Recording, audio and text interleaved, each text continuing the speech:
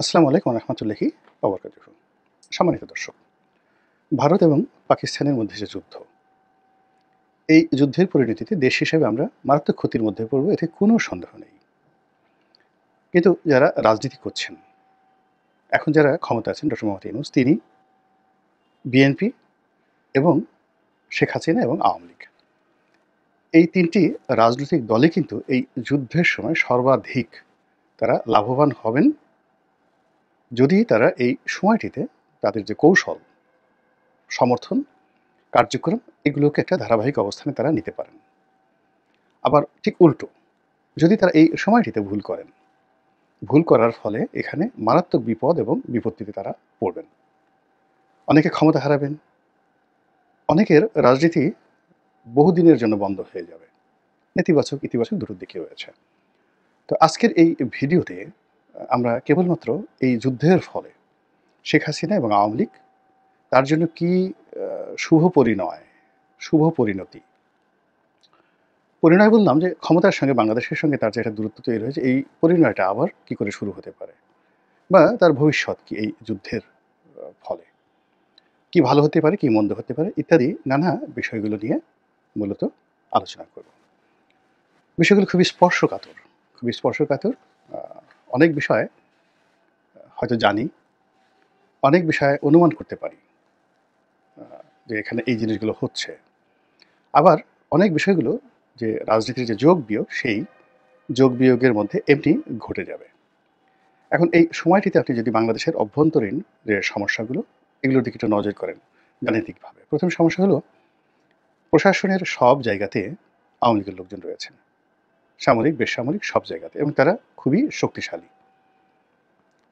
অর্থনীতির সব জায়গাতে আওয়ামী লীগের লোকজন, তাদের হাতে অর্থনীতি, এবং তারা খুবই শক্তিশালী পলাতক, এবং তারা তাদের সেই অর্থনৈতিক কর্মকাণ্ড বন্ধ করে রাখার কারণে বা তারা ক্ষতিগ্রস্ত হওয়ার কারণে, কিংবা যারা অর্থনীতি চালিয়েছেন বা চালাচ্ছেন এখনও পর্যন্ত আওয়ামী লীগের লোক, যে কোনোভাবে হোক, তাদের রং পাল্টে ভুল পাল্টে, তাদের কারণে পুরো অর্থনীতিটা বেসামাল, অস্থির, নিয়ন্ত্রণহীন হয়ে পড়েছে। প্রশাসন আমরা গত ৯-১০ মাসে এখন পর্যন্ত সোজা করতে পারিনি, এবং এদের সবারই বিভিন্ন রকম গ্রুপ আছে। মানে আওয়ামী লীগে যারা কোলাবরেট ছিলেন বা আছেন এখন পর্যন্ত, তারা সবাই ফেসবুক বলেন, তারপর হোয়াটসঅ্যাপ বলেন, ভোটিং বলেন, নানা রকম যে গ্রুপ আছে দেশে বিদেশে, তারা নিয়মিত একে অপরের সঙ্গে যোগাযোগ করে এই সরকারকে বিব্রত করার জন্য তারা চেষ্টা চালাচ্ছেন। This is the reality of the ground. ২ নম্বর হলো যে শেখ হাসিনাকে ক্ষমতায় আবার বসানো, এটার জন্য ভারত প্ল্যান এ, যে শেখ হাসিনা এবং আওয়ামী লীগ একেবারে বাংলাদেশে ক্ষমতায় বসাবে, এটা ওপেন সিক্রেট। এবং শেখ হাসিনার সঙ্গে নরেন্দ্র মোদীর নিয়মিত যোগাযোগ, এবং কৌশলগতভাবে অজিত দোভাল, যিনি ভারতের পররাষ্ট্র মানে প্রতিরক্ষা উপদেষ্টা, সবচেয়ে ক্ষমতাধর ব্যক্তি নরেন্দ্র মোদীর পর, তিনি যে কথাগুলো বলছেন, কাজ করছেন, যা কিছু করছেন, এবং শেখ হাসিনার সঙ্গে তার একটা নিয়মিত যোগাযোগ, এবং শেখ হাসিনার যে টোন পরিবর্তন হচ্ছে, কথার বার্তার পরিবর্তন হচ্ছে, এবং তিনি যে কর্মকাণ্ডগুলো করছেন, অর্থাৎ বক্তৃতা দিচ্ছেন, ঝটিকা মিছিল করছেন বাংলাদেশে, তারপর তার যে অ্যালাইড গ্রুপ রয়েছে, দাবিদার গ্রুপ রয়েছে, সবার সঙ্গে কিন্তু বিভিন্ন স্তরে যেখানে তিনি দরকার তিনি যোগাযোগ করছেন, যেখানে তার নেতাদের মাধ্যমে যোগাযোগ করলে ভালো হয় সেটা করছেন। এরকমভাবে নানাভাবে তিনি তার কাজকর্মগুলো করে যাচ্ছেন। দ্বিতীয়ত হলো যে একটা প্ল্যান বি করা ভারত, অর্থাৎ আওয়ামী লীগকেই ক্ষমতায় বসানো হবে। তো সেখানে অনেকটা সেই যাকে বলা হয়, এর সাথে ক্ষমতায় আনার আগে যেভাবে বিএনপিকে ক্ষমতায় আনা হয়েছিল ওইরকম, অর্থাৎ এখন যারা আছে তাদের সঙ্গে একটা নেগোশিয়েট করে, বা আগামীতে যারা আসবে তাদের সঙ্গে একটা নেগোশিয়েট করে আওয়ামী লীগকে একটা স্পেস দেওয়া। তো আওয়ামী লীগ যখন স্পেস পেয়ে যাবে উইদাউট শেখ হাসিনা, প্ল্যান বিতে উইদাউট শেখ হাসিনা, সেই উইদাউট শেখ হাসিনাতে তারা সেই কাজটি করে তারা দেখা গেল যে এমন একটা স্বল্পতম সময়ে একটা বিশৃঙ্খল পরিবেশ তৈরি হলো, যার ফলে আওয়ামী লীগের আবার ক্ষমতা আসাটা সহজ হয়ে গেল।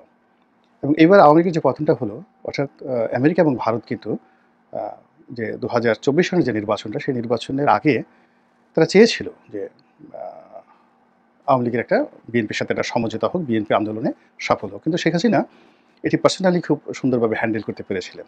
করার পর তিনি উইন করে গেছেন ঠিকই, কিন্তু পশ্চিমারা শেষ পর্যন্ত তারা কী করলো, আওয়ামী লীগের জন্য ফিল্ডটা ছেড়ে দিল, নির্বাচনটা ছেড়ে দিল।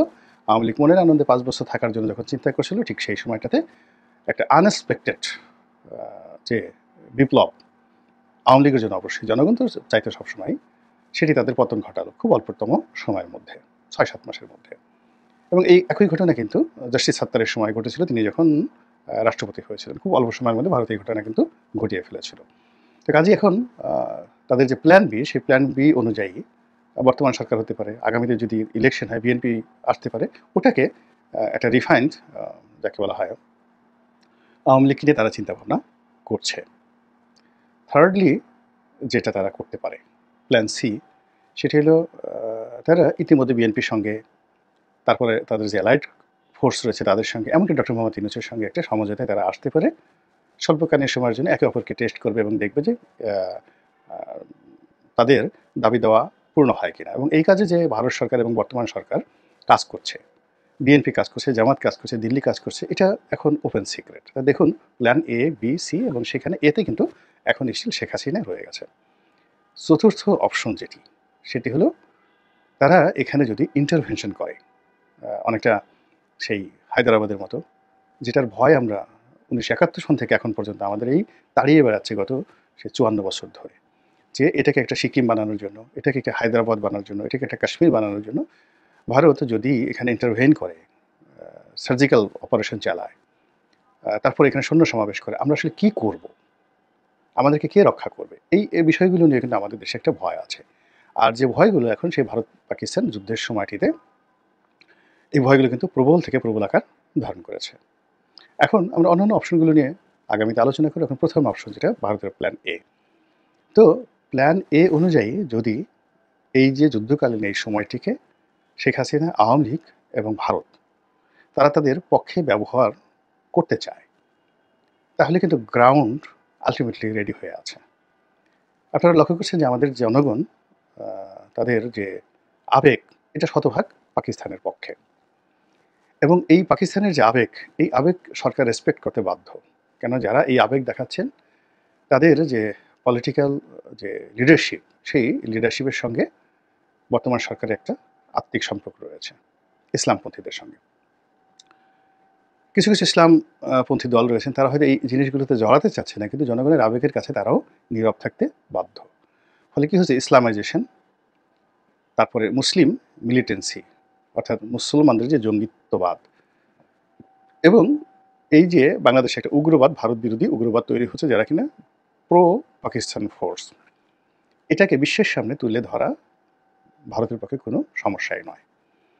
এবং ভারতের যে সংবিধান বা অভ্যন্তরীণ যে তাদের যে সেন্টিমেন্ট, সে অনুযায়ী তাদের নিরাপত্তার জন্য তারা যদি হুমকি মনে করে, তারা যে কোনো দেশে আক্রমণ চালাতে পারে। বিশ্বের দুটো দেশে এই ধরনের নিয়ম রয়েছে, একটা হলো ভারতের, আরেকটা হলো ইসরায়েলের। তো কাজেই বাংলাদেশে উগ্রবাদ বেড়ে যাচ্ছে। এখানে তালেবান, জঙ্গি, তারপর আনসারুল্লাহ বাংলা টিম, তারপরে আইএস, এসব দানা বাঁধছে। এবং এরা বাংলাদেশ থেকে যে কোনো সময় তারা আসামে আক্রমণ চালাতে পারে, ত্রিপুরাতে আক্রমণ চালাতে পারে, পশ্চিমবঙ্গে আক্রমণ চালাতে পারে। এবং ইতিমধ্যে এমন কিছু ঘটনা আমাদের দেশে ঘটেছে, যেগুলোর ভিডিও, অডিও ফুটেজ, যেগুলো অ্যাক্টিভিটিস, এগুলো নেহায়তই অতি উৎসাহ করে অনেকে অনেক কাজ করেছেন। দেখা গেল যে একটা মিছিল করেছেন, সে আইএসের পতাকা সেখানে প্রদর্শন করেছে, নেহায়ত জাস্ট একটা আবেগ প্রকাশ করার জন্য, বা লা ইলাহা ইল্লাল্লাহু মুহাম্মাদুর রাসূলুল্লাহ কলেমা সম্বলিত একটা পতাকা তারা প্রদর্শন করেছেন। এটাকেই আমেরিকা এবং ভারত যুগপৎভাবে বাংলাদেশের বিরুদ্ধে ব্যবহার করার জন্য সর্বোচ্চ চেষ্টা করবে। তো সেই দিক থেকে যদি এটাকে, এই যে জঙ্গিবাদ বৃদ্ধি পাচ্ছে, এটাকে উপলক্ষ করে ভারত একটা চরম সিদ্ধান্ত নিতে পারে। ২ নম্বর হলো যে এই সময়টিতে আওয়ামী লীগের যারা লোকজন রয়েছেন, সমর্থক রয়েছেন, যে যে জায়গাতে রয়েছেন, সেটা সরকারকে অস্থিতিশীল করার জন্য, দেশকে অস্থিতিশীল করার জন্য তারা যে কোনো রকম অপারেশন, নাশকতা, অগ্নিসন্ত্রাস, বিদ্রোহ, বিপ্লব, মানে আমি ইতিবাচক নেতিবাচক সবই বললাম, তারা সেটা করতে পারেন। আর এই কাজগুলো করার জন্য নিঃসন্দেহে জনাব অজিত দোভাল এবং শেখ হাসিনার হয়তো একাধিক বৈঠক হতে পারে। এটা অস্বাভাবিক কিছু নয়। এর কারণ হলো, যখন এরকম একটা অবস্থা তৈরি হয়, ঠিক একই অবস্থা কিন্তু ধরেন 1971 সনেও ছিল। ঠিক একই অবস্থা কিন্তু 1965-66 সনে ভারত আমাদের দেশে যারা রাজনীতিবিদ তাদের সঙ্গে বসেছে, 58 সনে বসেছে, তারপরে 68 সনে তারা বসেছে, যার কারণে সেই আগরতলা ষড়যন্ত্র মামলা হলো বঙ্গবন্ধুর বিরুদ্ধে। এটা তো সত্য, এখন আওয়ামী লীগই স্বীকার করে যে ওটা সত্য ছিল। তো কাজে সেই দিক থেকে এটা হতে পারে। আর যা কিছুই হোক না কেন, প্ল্যান এ যদি আবার কোনো মতে ভারত এখানে প্রতিষ্ঠিত করতে চায়, কি যে একটা রক্তগঙ্গা, কি যে একটা অস্থিরতা, কি যে একটা ভয়াবহ ভয়ানক অবস্থা তৈরি হয়ে যাবে বাংলাদেশে, কল্পনাই করা যায় না। একটু দেখবেন যে পান থেকে চুন খসলে লক্ষ লক্ষ আওয়ামী লীগের যে লোক 15 বছর আপনাদেরকে শাসন করেছে, জুলুম করেছে, অত্যাচার করেছে, তারা তাদের আসল মুখোশ নিয়ে যখন বের হয়ে আসবে, তার সামনে 15 বছর যারা নির্যাতিত হয়েছে 15 সেকেন্ডও টিকতে পারবে না। কাজেই সাধু সাবধান। আল্লাহ আমাদের সবাইকে হেদায়েত দান করুন এবং হেফাজত করুন। আসসালামু আলাইকুম ওয়া রাহমাতুল্লাহি ওয়া বারাকাতুহু।